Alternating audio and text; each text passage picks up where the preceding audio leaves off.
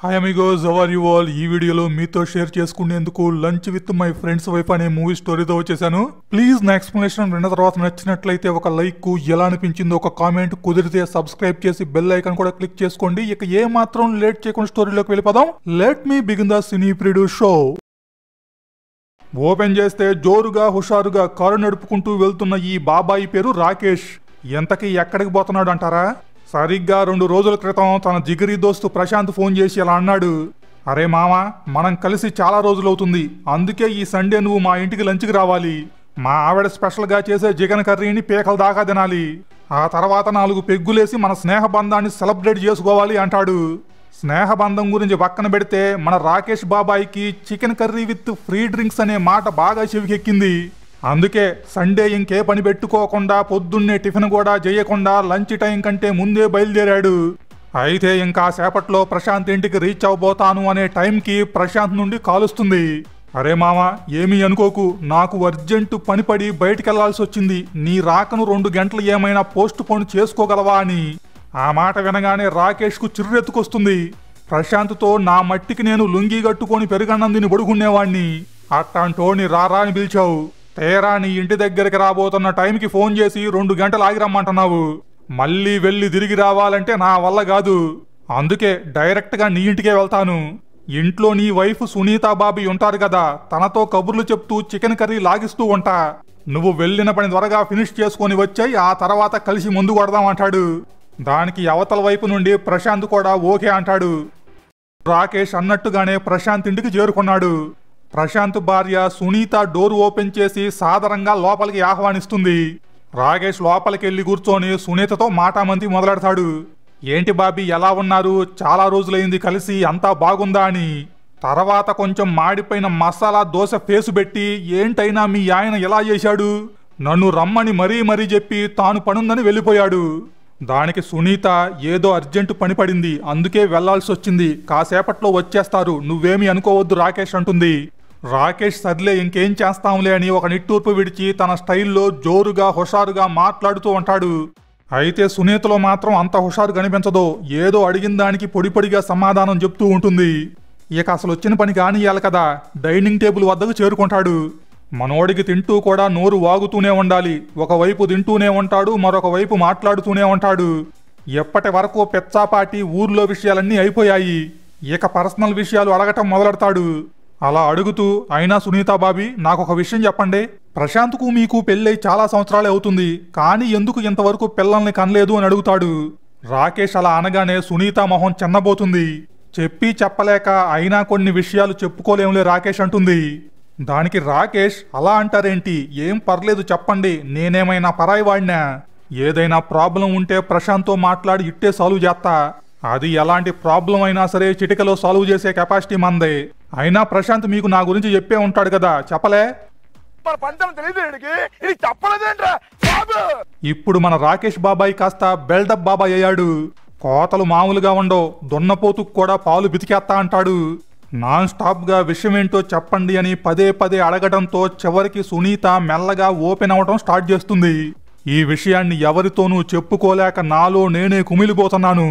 నీ ఫ్రెండ్ ప్రశాంత్ వల్లే సమస్య అంతా అని ఏదో చెప్పబోతుండగానే మన ఆత్రం రాకేష్ అందుకొని, మన ప్రశాంత్లో ఏమైనా లోపం ఉందా అంటాడు. అదేమీ లేదు అనే లోపే ఎవరితో అయినా ఎఫ్ఐఆర్ పెట్టుకున్నాడా అంటాడు. అది కూడా కాదు అనే లోపే కొంపదీసి మనోడు తేడానా అంటాడు. ఓరిని అనుమానాలు తగలయ్యా, ముందు చెప్పేదినరా బాబు. ప్రశాంత్ కొంచెం నోరు మూసినాక సునీత కొంచెం నోరు తెరిచి మాట్లాడటం మొదలెడుతుంది. మా పెళ్ళైన కొత్తలో ప్రశాంత్ నన్ను వదిలి ఉండేందుకు అస్సలు ఇష్టపడేవాడే కాదు. పెళ్ళైన 2 సంవత్సరాల వరకు అంతా బాగానే ఉంది, చక్కటి కాపురం, రత్నం లాంటి భర్త. కానీ ఆ తర్వాత నుండి నా జీవితాన్ని చీకటి ఛిద్రం చేయటం మొదలెట్టింది. ప్రశాంత్కు నా పైన అట్రాక్షన్ తగ్గిపోతూ వచ్చింది. అదే టైంలో తన మైండ్ కొత్తదనం కోరుకోవడం మొదలెట్టింది. పక్కింటోడి పుల్లకూరైనా సరే ఎంతో రుచిగా ఉంటుంది అన్నట్టుగా తనలో కొత్త ఫ్యాంటసీస్ అన్నీ మొదలయ్యాయి. పక్కింటోడి భార్య, ఎదురింటోడి భార్య, ఫ్రెండ్ భార్య, కొలిగ్ భార్య, ఇంటి ఓనర్ భార్య, ఇలాంటివి. అయితే ఇవన్నీ పైకి చెప్తే చెప్పించుకొని కొడతారు కదా, అందుకే ఆ ఫ్యాంటసీస్ అన్నింటినీ రోల్ ప్లే రూపంలో నా మీదే ప్రయోగించడం మొదలెట్టాడు. నేను చాలాసార్లు చెప్పి చూశాను, ఇవన్నీ మానుకోండి, ఎవరైనా సైకియాట్రిస్ట్కు చూపించుకోండి అని. బట్ వింటేగా ఒకరోజు పక్కింటోని అనొత్తాడు, ఒకరోజు తోటమాలిని అనొత్తాడు, ఒకరోజు కొలిగ్ని అనొత్తాడు, ఇంకో రోజు మీ ఆయన బాస్ అనొత్తాడు.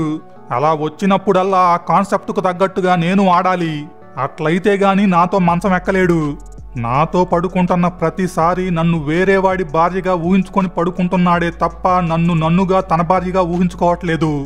ఇప్పుడు చెప్పు నాకెలా ఉంటుందో. ఇలాంటి వాడితో పిల్లల్ని కంటం ఎలా అని బాధపడుతుంది. ఇదంతా విన్న రాకేష్ ఏమీ అర్థం కాని వాడిలాగా బెక్కమొహం వేసుకొని చూస్తా ఉంటాడు. ఎప్పటిదాకా సలువు చేస్తా ఏమైనా సలువు చేస్తా, దొన్నపోతుకైనా పాలు పిదుకుతా అన్నావు కదా, ఇప్పుడు సలువు చేయి. మరి ఏంది బొంగు చేసేది? క్వశ్చన్ మార్కు ఫేస్ పెట్టి, బాబీ మీరు చెప్పేదంతా నిజమా? మన ప్రశాంత్ ఎలాంటి వాడంటే అస్సలు నమ్మలేకపోతున్నా అంటాడు.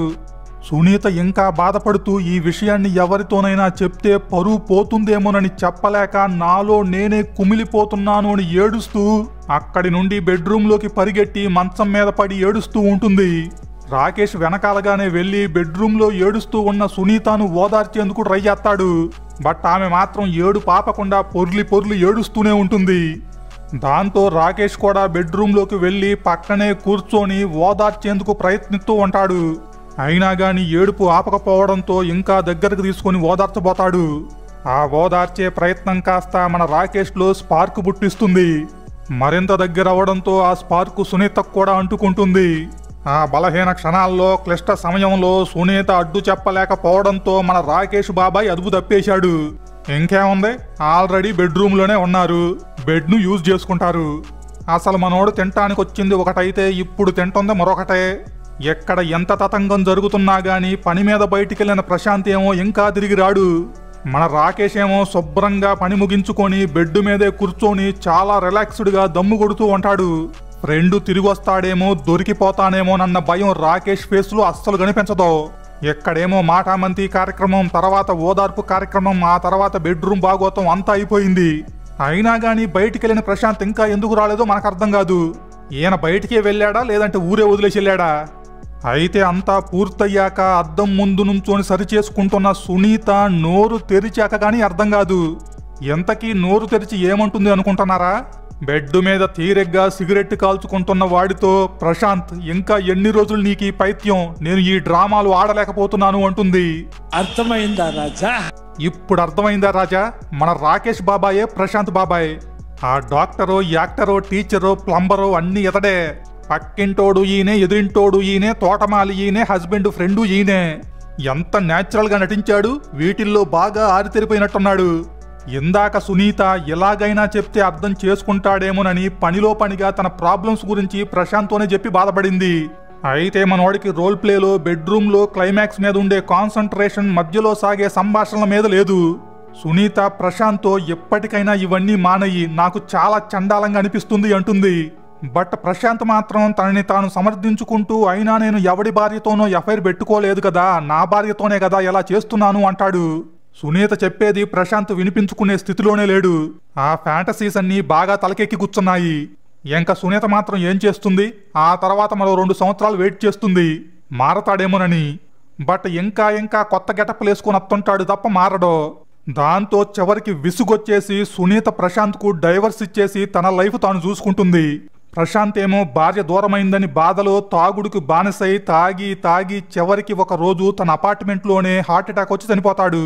ఇది ఒక రియల్ లైఫ్ స్టోరీ. ఈ రోల్ ప్లే అనేది ఫారెన్ కల్చర్, అక్కడ ఎప్పటి నుంచో ఉంది, వెరీ కామన్ కూడా.